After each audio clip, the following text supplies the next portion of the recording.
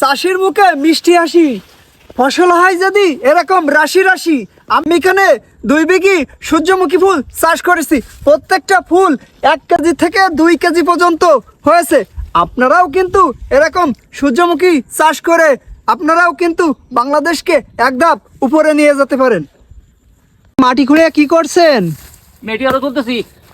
মাটি আলু? হ্যাঁ, মেটি আলু। এ কি জাতের আলু লাগিয়েছেন? লাল চুবড়ি। এ লাল চুবড়ি কেমন ওজন হয়?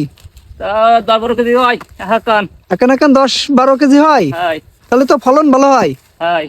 ভাই আসেন, আদা কি জিনিস ভাই। ভাই দেখেন 2 হাত ফাইপি গাছ দেখছেন, তার মধ্যে দেখেন নিচে 1 হাত আর উপরে 1 হাত। কি কায়দার ফাইপি দেখেছেন ভাই?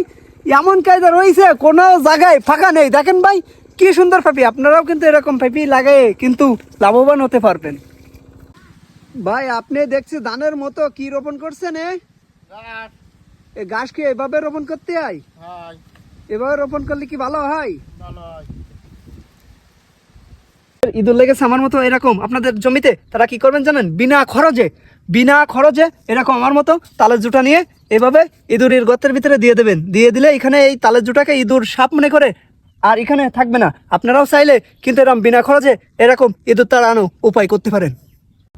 ভাই দেখেন কতগুলো বেগুন হয়েছে একটি গাছে।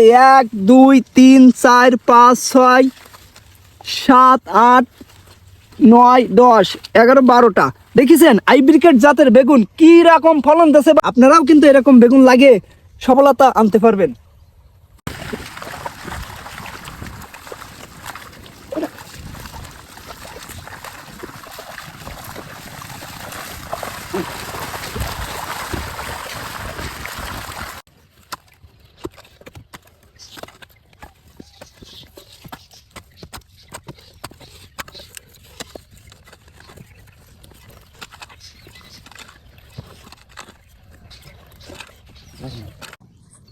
বাবা আপনার হাতে এটা কি ভাই? এ তালে দুটা ভাই। এ কি করতেছেন? এ ভাই ইঁদুরি গর্ত দিচ্ছি। এ দিলে কি উপকার হবে? ও ভাই এই ইঁদুরি দেখেছেন কি করি ফেলাই দেখেছেন? হ্যাঁ, এ যদি দেখতেছি তো। জুটা দিই এইভাবে হ্যাঁ। তাহলে জুটার ইঁদুর সাপ মনে করি আর না ইঁদুর থাকবে না ভাই। ইঁদুর সব চলে যাবে ভাই। বিনা খরচে বুদ্ধি ভাই।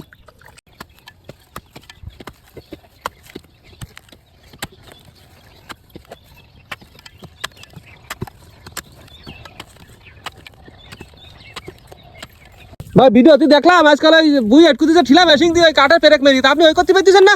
ও ভাই ইয়া হাতের উপরে ভাই কাজ হয় কোন দিন ভাই? মেশিন দিয়ে পেরেক মারা ভাই। ও যদি এভাবে ঠিলা দে ভাই ও ধানের শিকড় থাকে ভাই কোন দিন। এই হাতের উপরে কোনো মেশিন নেই ভাই। দেন কি কায়দায় তাবৎ জায়গায় হাত লেগ দিয়ে দেখেছেন ভাই।